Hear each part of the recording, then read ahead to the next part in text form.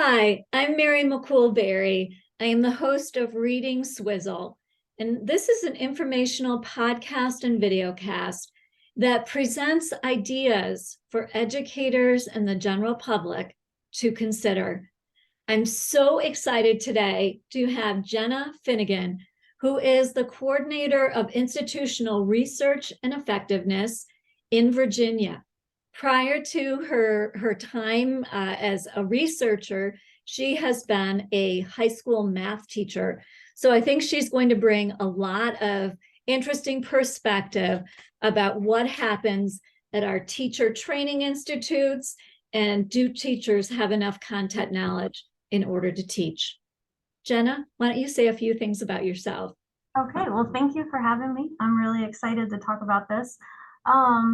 So like you'd said, I was a high school math teacher for a little over a decade. I also taught GED classes, not just math, but all subjects. So I've gotten to see where we've done well in education and where we haven't. And I'm really kind of in a lucky position because some of my GED students, were in Virginia where segregation had kind of stopped education for some people. So I've seen from older students where we failed them and then moving forward. So students up 70, 80 years old, I've gotten to see education. Like I just have had this unique experience and I'm so excited to be able to share it and talk to you. And right now I'm in the research side of things.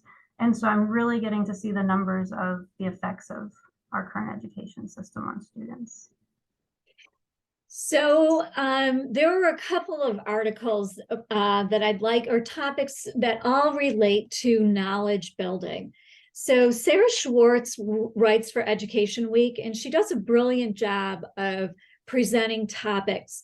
And a recent article was titled "Teacher Prep Programs Miss Chances to Build Teachers' Content Knowledge." So this is a big deal because we're finally realizing that the knowledge gap is huge among students in our American school system.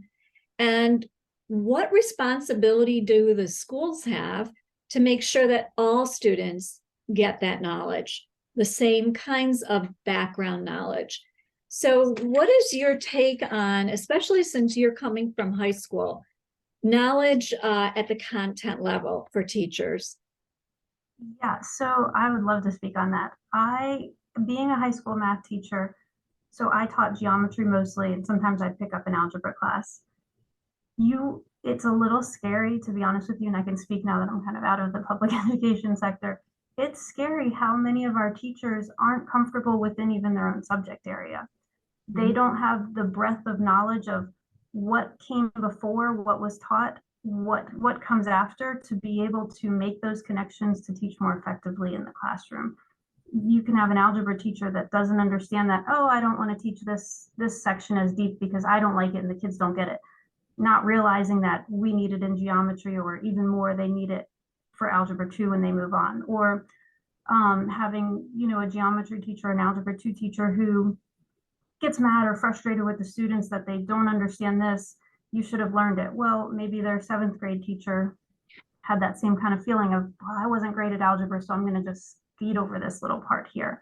So there's just a lot of gaps in our teachers' confidence levels and knowledge of what the kids have seen before, what they're going to see, and how that really does affect. We're kind of teaching with blinders on in our own little content areas and not really seeing how it all plays together.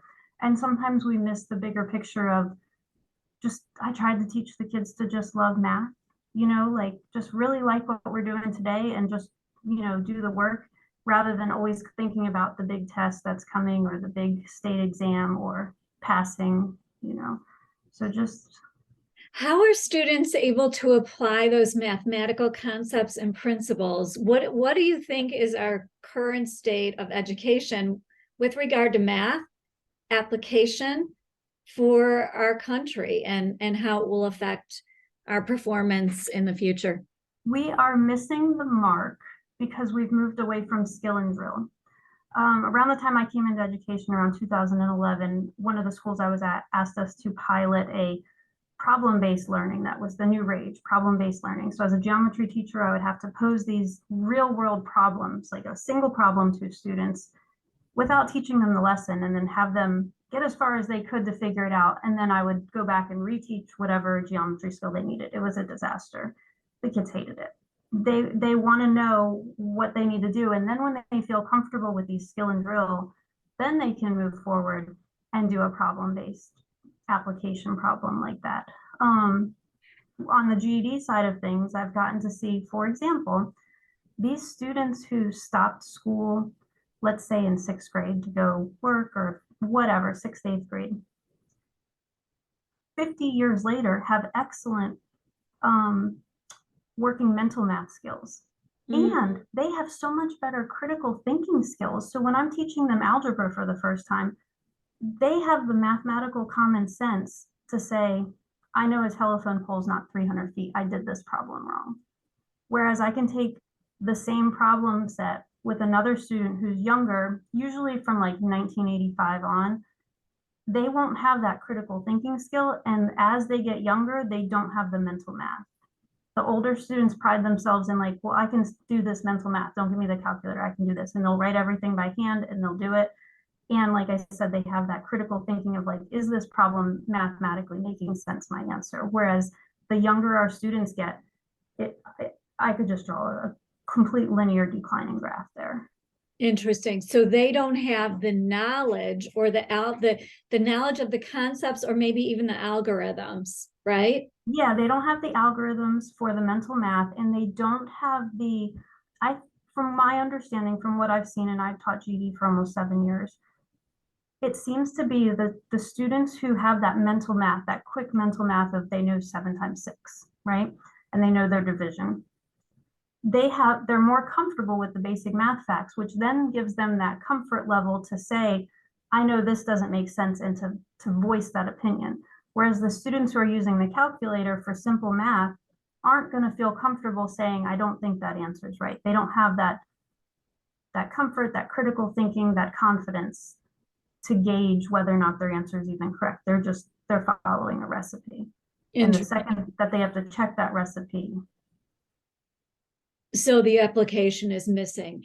So I guess going back to Sarah Schwartz's article, the National Council on Teacher Quality just released their report. And it's reported in her article that teachers are pretty comfortable with science and social studies content. But as far as like a broader background knowledge base, they don't feel comfortable. So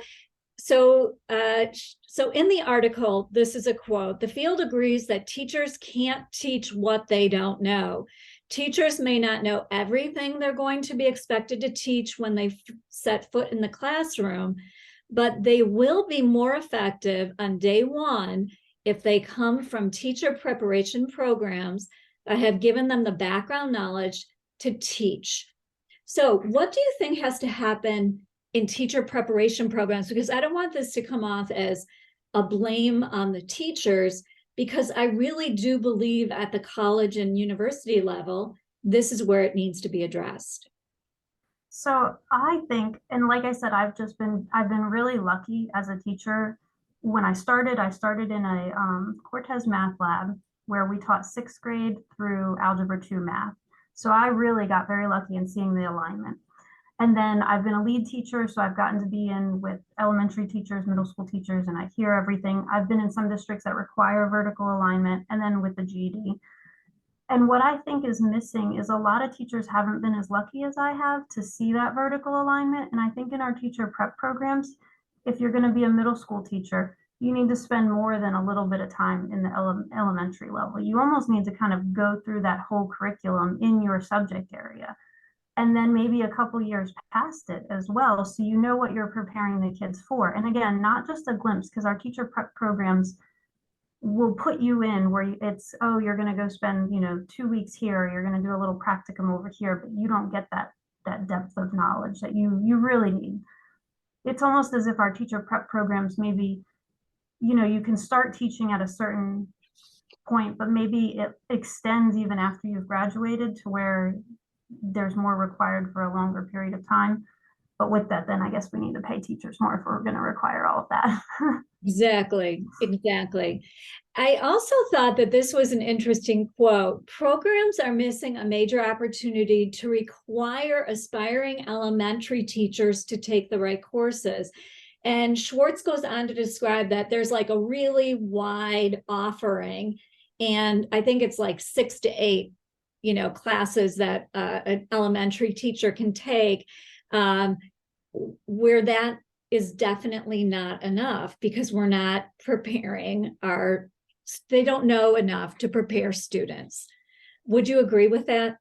Oh, yeah, 100%. I mean, even just, I can talk about it mostly on the math side, a little bit on the science side. And I love elementary teachers. They do something I could never do because there's nothing and they form these brains to be able to read and do the basic math. And that's hard. When I taught GED and I had to teach people the basic math, So hard.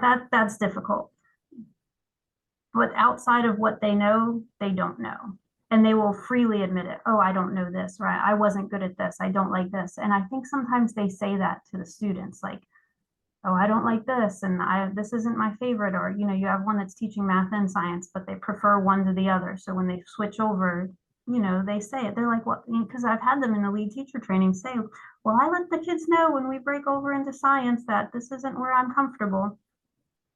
You are the leader. you have to be comfortable. It's fine to say that you don't know everything, and when something pops up you don't know, but we should be working on ourselves to make ourselves comfortable and to find out what we don't know, that we know we are responsible for teaching. Yes. So what would you say to school superintendents, to the U.S. Department of Education? What would be your message? Because you have all of this experience and now you're working on the research part of things. And as I think before we started recording, I mentioned that the research isn't really bridging its way into the American classroom. So what can be done? So I'm going to go back to, I think that my GED experience has really just given me a lot of knowledge, and I took that. I think we need to go back in elementary school and do away with a lot of the state testing. Apart from, I do believe in some state testing. I think by third grade, they should take a state test that tests that they can read and they can comprehend. Nothing crazy and tricky. There shouldn't be like purposefully tricky questions. It should be straightforward.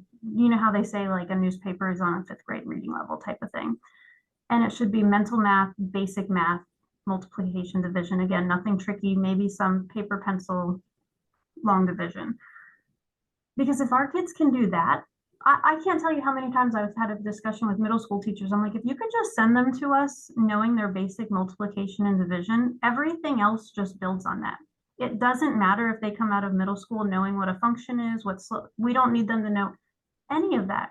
And I know that from talking with my English teachers that I'm friends with, they feel the same way about English. They're like, if the kids could just read words, that would be great. So in elementary school, we need to do away with any kind of testing that's not just a basic reading, basic math, because then those teachers could focus on that. Could you imagine if all we had to prepare our elementary school teachers to do was to teach basic reading skills, basic math skills? They don't have to really know too much else.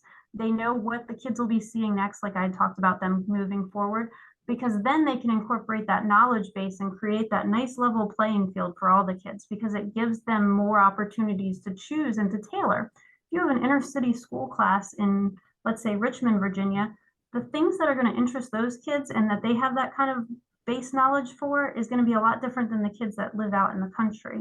And so if you don't have these very specific curriculums outside of math and science that the elementary is responsible for teaching, they can kind of tailor that to get the kids interested. And that's what I love about E.D. Hirsch. So I took my first 2 episodes were all about his book and how to educate a citizen. This is his last book, but he's been at this since the 1980s. And he really believes the takeaway is that we need to provide all students with the same kind of content knowledge so that we can equalize the education playing field. So he has a chapter in chapter 4 of his book. It's titled "The Problem Starts at Our Teacher Training Institutes." Emily Hanford, who's done a lot of education reporting, and she just was, has a wonderful podcast called Soul the Story. She says it's just not in ignorance. There's active resistance in our education schools to science too. And what Hirsch asserts is that we are using things that we are calling evidence-based to teach elementary students. That's really nothing more than educational romanticism. And Arthur Levine, who is the former president of the Teachers College of Columbia, says this: the education our teachers receive today is determined more by ideology and personal predilection than the needs of our children. So would you agree with that? Yeah, I definitely agree. So I gotta think about, I was thinking about it, and then I was thinking of something else that I wanted to add to it. But I think you spoke to it earlier when you said that, you were assigned to give the kids a problem that they had to investigate, but they didn't have the background right to launch off that. And that's what I was trying to think of an appropriate way to say this. When we give our kids these problem-based problems before we really give them too much knowledge, or before they've had enough skill and drill practice, they hate it. They absolutely hate it. That's when they start shutting down. That's when you have the students who are at your average and below just giving up and getting sidetracked or being a distraction. That's when all of the chaos that teachers don't like in the classroom starts to hit. I'm not saying that all of our classroom knowledge should be skill and drill, but it should be skill and drill probably 70% of the time, because then you're equaling that playing field, because everybody can skill and drill. And then you can, the 30% that are having trouble, you have the time then to go help them. Whereas if you give this problem-based, your A students want to make sure they're doing it right at every step of the way. Your BC students are going to have a couple questions. And then you're basically classroom managing the rest of the students who have just given up because they have no idea what is going on. Kids love structure. I mean, they say it in parenting books all the time. Kids like structure. You shouldn't just be a free range parent. There should be structure. It's the same thing in the classroom. They love structure. When we went virtual and then we came back, some teachers, stayed putting stuff online, and the kids were like, can we just please have a worksheet? Can we please just have it? I want to write it out. They like structure. They want to know. They like rubrics. They like very laid out, detailed rubrics of what is expected of them. And I think that's appropriate because they're learning. And should they have some space for creativity and some higher level questions thrown in there? Yeah, 100%. But we can get good results. And I had great state scores. They were around 80% every year in geometry, which is unheard of. But I did what people don't like to hear. I did a lot of skill and drill. I used online programs where it was just skill and drill, and then I would throw in some higher level questions.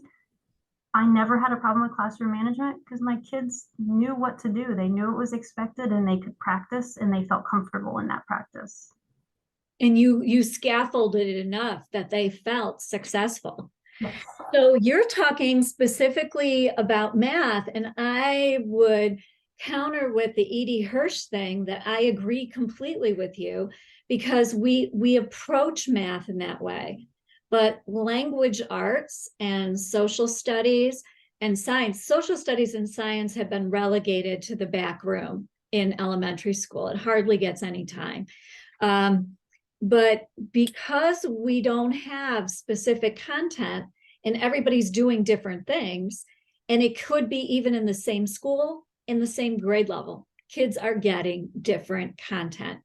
But in math, at least you start with a form, a construct, and kids can work off of whatever concept you're working with. You know exactly what you need to teach with geometry. I think it's a little murky everywhere else. So we're having a big reading crisis in our country, and Emily Hanford has done a great job talking about this. Hirsch writes, our educational failures must signal that our dominant educational ideas are off kilter. So we are not doing well, according to NAEP results, in reading or math. And he also writes that nature knows best. This is like our current ideology with education, that kids will come by it naturally. And if we do things like skill and drill, like you're mentioning, it's very artificial and unappealing to children. That's the opposite of what it is. They love it. They love it. I mean, before COVID hit, after the SOLs, you're usually scrounging for things for your students to do, projects. One time I think I had my son's math homework laying there, and it was a mental math, multiplication, the 100 sheet that they say we can't give to kids anymore because they get anxiety. My entire geometry class asked me to please go down the hall and make a copy because they wanted to do that. They wanted me to time them. And they're older, so it wasn't that pressure, but I think that for some reason, somehow as adults, we decided what was making the kids nervous based on one or two kids and what they didn't like based on a couple kids, and we just ran with it.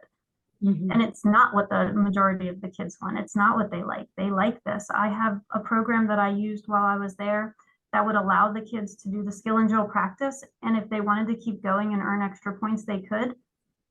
Half my kids would keep going and earn extra points.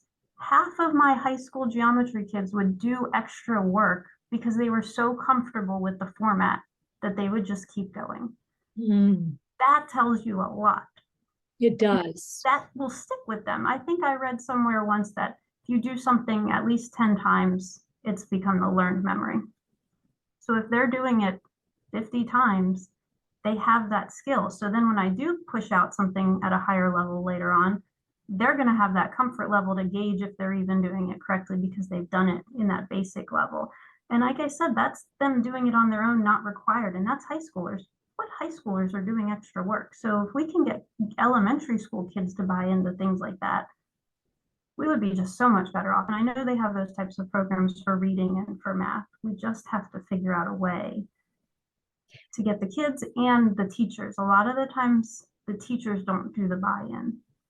Well, and you know what? This is what I like about Hirsch's work. And I was 32 years in the classroom and I'm still teaching today. We didn't hear a lot about other things. It was just really what the district dictated and mandated.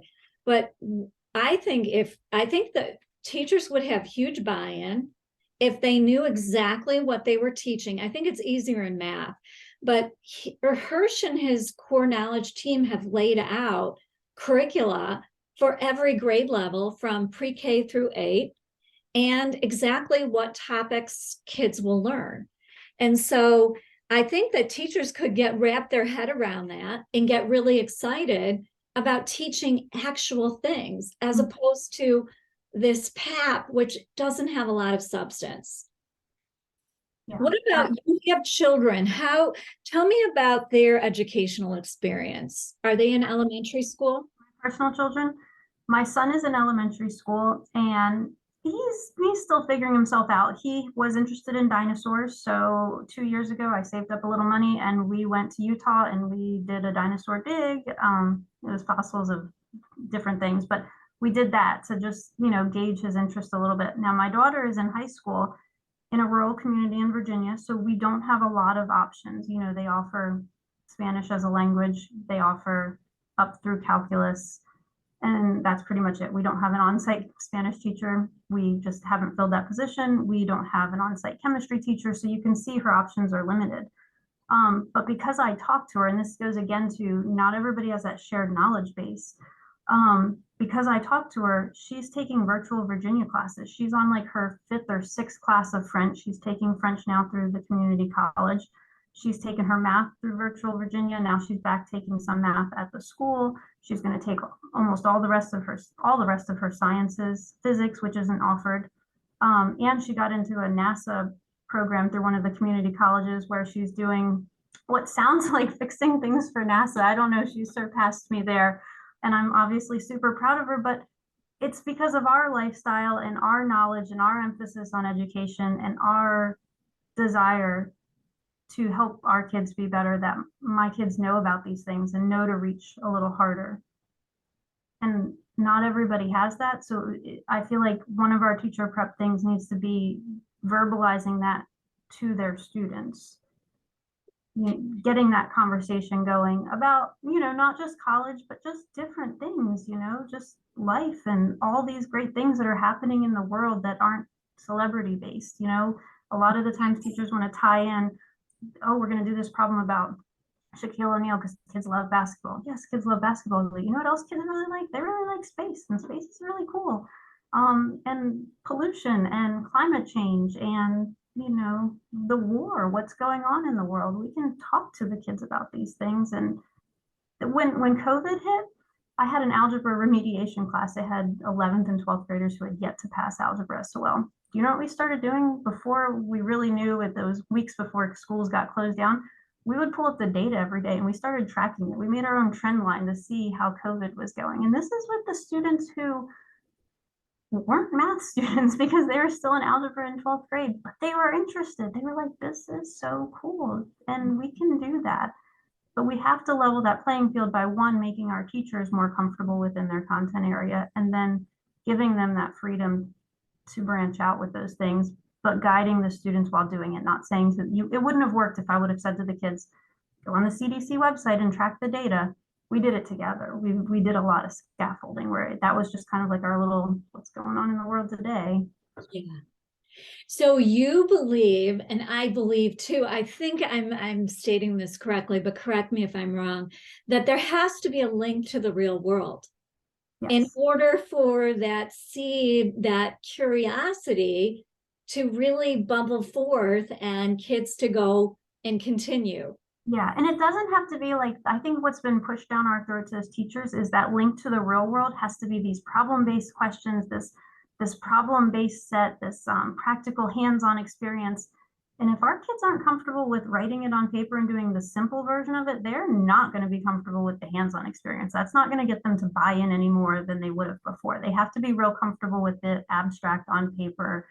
This is how I do it, before they are willing to get their hands dirty in it. What I'm suggesting is when you're teaching something, explain to them verbally or pull up a picture and just explain how, yes, at a higher level, this is what you could use this for. I did that a lot in geometry. They would say, when am I ever going to use this? And I'd be very honest. Sometimes I'd be like, well, you probably won't. Unless you're going to do X, Y, and Z, you probably won't. But on the off chance that you will, this is how it'll be used at a much higher level. I said, but overall, they're like, well, why do we learn this? Well, you're learning it because it's teaching you to think critically. And if you can think critically, you can pretty much do anything you want. And then they get the buy-in. But you have to take the time to do that. You have to have teachers that understand that. It's just a lot. It's a lot for teachers. It's a lot of responsibility. It's a lot of responsibility, and being a classroom teacher for so long, it's one of the hardest jobs. And my best friends are still in the classroom today. But I think we're missing the point. It could be a lot easier. It could be a lot easier if we provided the background knowledge. So I'm a reading specialist and a reading dyslexia practitioner. Kids, like you were talking about your son going on the dinosaur dig, and that was something he was interested in. So in a classroom where he has that experience and somebody from a more disadvantaged background doesn't have that, it's much more difficult. So I guess my thrust is that schools have to decide what the content needs to be. And in math, it's much, much easier. And that, like, Hirsch has prescribed this curriculum. And then there's a whole team of people who have this Knowledge Matters campaign, because knowledge really does matter. We're talking about the same thing. And without that, they're not going to be able to probably make the connections. I agree. I read something in one of the articles that we had shared that basically said, and it just made so much sense, that when you read something and you have even just the briefest background knowledge on, I think they used a baseball analogy, and the kids that knew baseball but had lower reading levels actually could comprehend the paragraph better than the kids who had higher reading levels but really didn't have any knowledge of baseball. And I think that that's just speaks volumes. And it goes back to, as schools, we're responsible for leveling that playing field, because we can't be in the homes telling the parents what to discuss with the kids, or the vocabulary to use, or the TV shows to put on. So the podcasts to listen to, we listen to podcasts in the car, me and my kids, when we go on a long ride. Like that in of itself is introducing that new vocabulary and those new ideas. Could you imagine if the schools did that? Like the kids are in play centers and you just put on a podcast in the background instead of music. Yes. Yes. You know, I think the other thing is, I have a friend who's an immigrant from El Salvador, and she works really hard, in people's homes. And she was telling me that she watched my last episode, and she said, Mary, I wish the schools would have told us what exactly they were teaching my children, because we would have tried to like build that knowledge base. So I thought it was really interesting from her point of view, because she wasn't educated here. And she's one of the wisest women I know. But schools have to do like a better job of saying, this is our curriculum, K-8. This is what your child will be learning. And let's all like gather together and make sure that we shore up all of the boats raised to the same level. Yeah, and I think that we are missing our mark with getting the parents involved. A lot of the teachers would be quick to say, if I call home, the parents aren't going to do anything. And then our principal would start saying, well, I need you to at least call home, even though we know they're not going to do anything. And finally, one day I pulled him aside and I said, that's just categorically not true. I have the statistics from all the last 10 years of the parents I've called. It does make a difference. Sometimes it's not a lasting difference, but that kid usually comes in the next day and asks what he needs to make up or apologizes for the behavior. The parents do make a difference. I would say 1 in 10 times at most, calling home or getting the parents involved doesn't make a difference. And the parents do want to help. They just a lot of the times feel like they can't, that they don't know enough because they weren't successful in school or what they thought was successful. So they just take this hands-off approach of like, this is just crazy. But then also, if we're sending home these new maths and this new problem-based and project-based questions that these kids are struggling with in school, and we expect them to do it outside of school, the parents aren't going to be able to help them. But if we go back to that, that systematic, everybody's learning the same thing. And then if everybody's the same and you have kids on the same block, then everybody's homework is going to be similar, and the parents can share and talk about what their kids are doing, and it just becomes easier for everybody. And if we do that as an entire country, could you imagine that there would be YouTube videos of help for, like, if your kid's on homework 5.6 and you need a refresher, here's the parent recording for it. Amen. Amen. Love that. Kids, you wouldn't believe, I still contract sometimes for the schools and create lessons and classwork. And I can see the recordings the kids watch, and one of the programs offers recordings. They watch them. They watch the recordings, sometimes multiple times of my recording, and they'll go and watch the individual recordings for the questions. So this blatant thing that students are different now and they don't want to learn and it's harder is just not true. We've just been fed this because the way we were teaching them was not conducive to their learning. So yeah, they pulled back, but it's not that they don't want to learn. We were giving them too much without enough base. Too many questions. And don't you think they want to come to school? Like you mentioned before about high school students wanting to do extra. And Hirsch says the same thing in his books, that if you teach them the content and they get really excited about Greek mythology or the American Revolution, then they want to know more, because human beings are curious. Yes, they're curious. And something else I found that I started doing, I wish I would have done it sooner, but I didn't. About 4 years ago, I started, if I had a lull in class where we finished up early, which would happen a lot because my kids felt comfortable and they knew what they were doing, I would start calling the kids up to my desk to look at their grades. And with Power School and everything now, they'd say, well, I know my grade. I'm like, well, that's great, but we're going to look at it together. And if they were doing poorly in something, I'd say, what's going on here? And I'd open it up because I could see all their grades. And it got to the point, after doing that 4 or 5 times, the kids would come to me and say, I pulled up that Spanish grade, or have you seen my English grade? and they would start working on it, or they would catch me. I would start calling the kids around, and one of them would go, I'm working on it right now. I'm working on my history right now. So imagine if all the teachers in the schools were taught to do that, and they started telling us, oh, we should do that. They tell you you should do that, but nobody's pulling any data on like, how effective is that? Because I So think it's pretty effective from what I saw in my little tiny study. you have a PhD. I want to point out you are a doctor. What's your next avenue for research? Where are you going with research? I'm not sure. I enjoyed and struggled with my dissertation. I really enjoyed it. I did it during COVID. It was just very interesting to see. I did how high school math teachers' technology self-efficacy influences them. So it was great because all of the math teachers were forced into using technology during COVID, and then I got to interview them. The biggest thing was they weren't getting enough support from their schools.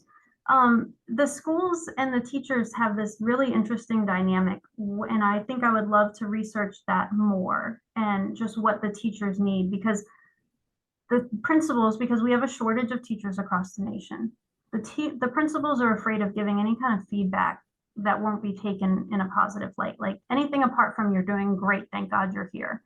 They're afraid to give the teachers. Whereas I found with the interviews that I did, the teachers said, we wish we would have gotten any kind of feedback. We would have these Zoom meetings with the kids, and granted, not a lot of kids were showing up, but our administration wasn't showing up, or they wouldn't even look at our Schoology pages or our Canvas pages and tell us we were getting no critiques back. And it's kind of like that now. I taught, and you have good teachers, and you have teachers that need some support, and the principals are across the board just leery of giving that support. And sometimes they'll give these blanket statements to the teachers that you should work on this, but there's not really that scaffolding. They don't have mentor teachers that are really involved anymore and influential. It's just very superficial. And so I think some research needs to be done, maybe going back and then also current, what teachers need, that support that they need, because everybody needs to know a little bit of critique every now and then to do that self-reflection, because if nobody's critiquing you on the outside, you kind of fade away. Unless you're just that driven, you just kind of fade into, well, I'm doing the best I can, it must be everybody else, and Right. that's not good for the kids. It isn't, and that's where we're losing out. And the teachers are doing a remarkable job. I was just in a Cleveland public school, and the teachers are working really, really hard. I guess to wrap up, let's just talk. So I go back to Sarah Schwartz's article that if we could improve pre-service education for pre-service teachers at the university and college levels, and they are learning math in depth, they are learning the concepts themselves, or history or science or reading and writing, then they're going to be better teachers. But right now we have millions of teachers in the classroom, and we need to come up with a better way to support them, as you just said. Now, Hirsch is kind of an interesting person because people view him as a political thing. Do you think any of this is political? I think it helps. I think it helps to have politicians helping you push the agenda that you want to have go through. And I think we've seen a lot of politics coming into the classroom, and what can be taught, what can't be taught. And a lot of these people that are talking about it don't even have any idea of what is actually being taught in the classrooms and at what level. So yeah, I think it's a political thing. I think that helps. I think, we're funded by the government, so how can it not be? I think the teachers, they need help. They want guidance. We get different lesson plan formats. We get different programs we have to use. Teachers are very flexible. They're very easy to take help. They're just not getting it. They just get a lot of mandates, and they just know every time something else comes around that's required, it's in the last probably 15 years, it's really not going to make things better. Nothing that's really been mandated to them has really helped. The big thing right now is, you have to write your objective, 65 questions, have a 4-page lesson plan format. Nobody looks at those things. The kids aren't looking at them. Nobody looks at the lesson plan except for whoever is reviewing them, if they even look at them. It's kind of it's not what it used to be. Teachers have, you have the truck drivers that have the 2 different books, the one for when they get pulled over and then their real books. Teachers have 2 different lesson plans, the one that they've made early in the year that just goes to admin every week. Absolutely. And the one at their desk, that's the real one.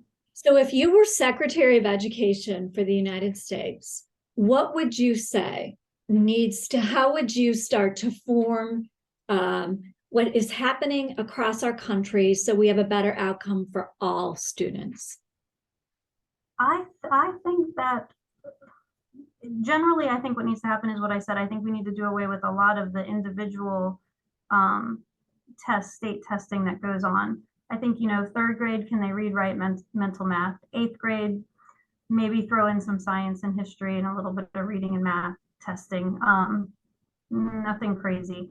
I think that those tests do need to hold the kids back if they don't pass them, because we are doing that is one of the biggest disservices we do, is we pass everybody up until 9th grade, and then we have to explain to these 9th graders that you really will fail. And I would say about 30% of them don't believe us until they fail, and then they end up in the same class again, and they're like, what happened? And we say, well, we tried to explain to you, for some reason you're allowed to pass with whatever you get up until 9th grade, and then all of a sudden we decided as a country that 9th grade matters. Yeah. And you have to pass those classes. So we need to do away with that. It's either everybody passes no matter what, and it doesn't matter, like the Drew Carey show, or we have to start at some point holding them accountable. Maybe they're allowed to move forward up until, a certain point, but it doesn't hurt kids to hold them back. Parents hold kids back all the time. They don't do well in kindergarten, we hold them back a year. If you're holding a kid back more than twice, then yeah, you probably need to do a child study and see what's going on and work with that on an individual case, but not holding anybody accountable. And, a lot of the time it is the kids' situations at home that are leading to this, but is that not just like a clue that this child needs help? So we're just going to paint it over and not help them? Yeah. And you know what? I really think if we can shake up elementary school, if we can start with pre-K, kindergarten through 8th grade, and we get everybody learning content, learning topics, they're excited about coming to school, they're diving deeply. I think if we can, and also teach reading the way the science has instructed us to teach reading, math, that they learn exactly what the concepts are, and like you said, a step-by-step basis. My boys are both engineers, and they had wonderful math teachers, and that's how they became what they do today, because they had really good teachers who taught them step by step. So I think if we can get back to what the founding fathers said, and Noah Webster said, as important as our Constitution and laws, so too is our curriculum, something along those lines. And in one of my earlier, I was very curious, what other countries have a national curriculum? Many. We are the only, we're not the only, but we are one of the major countries in the world where every state decides what people are learning.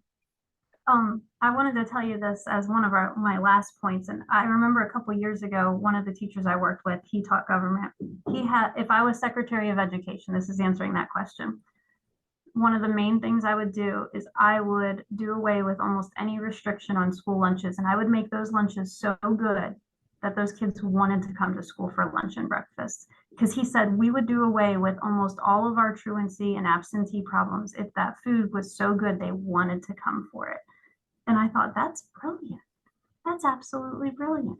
And imagine if we instituted 2 or 3 recesses a day for the elementary kids that couldn't be taken away. I was so upset one day, my son told me that his class had lost recess for like a week, and they also lost their elective. He's like, and we lost the fun one. We lost, music or art, But by the time we got it back, it was, computer day. And I thought, that's horrible. That is horrible. Like, what are we doing in public schools in America? We need to have food that the kids are not hungry when they're there, almost like a free range snack option. Like, you're hungry, had it's there. There's something always there. There needs to be funding for that. Lunches and breakfasts should be outstanding. It should be so good the teachers want to eat there. There was one school I worked at that was like that. I never packed my lunch. But yeah, the food should be good because the kids are going to want to come to school, and the recesses should never be taken away. Never. I agree 100%. And I would go further. If the intellectual fare is really interesting and really good, they're not going to want to miss school. Right. They're going to want to come. And the kids that I work with now, it's all about teaching them how to read and decode, but most of it is background knowledge building. And one student said to me today, how do you know all of this? So I have a separate section in my report of depicting how we built background knowledge for the session. So that also the schools know there are huge holes in their knowledge base. And Natalie Wexler wrote an excellent book called The Knowledge Gap. And that she really believes is the hidden problem in our broken educational system. So yeah, like we can fix this if we just got everybody, I think, in alignment. Yeah, I think we have to go back to the basics as, when you think about it being political and what's mandated, let's just mandate some common sense basics. Like you said, a curriculum across, if we're getting federal funding, why don't we have a federal mandated curriculum base level? Everybody needs to know this. Base level food. How unfair is it that you go to a rich county and the food is amazing, and then you go a mile down the road and you think, I know the prisoners are eating better than this. That's not fair, and it shouldn't be like that. And the school buildings and the equipment too differ so vastly across our country. Jenna, it has been such a pleasure talking with you, Dr. Jenna Finnegan. And I am so hopeful for education in the future because of bright young people like you. I wish you well in all the research that you're doing, and perhaps we can talk again. Thank you. Thank you so much for having me. Thank you. I'm Mary McCool-Berry. This is Reading Swizzle, and these are ideas worth considering. Good night.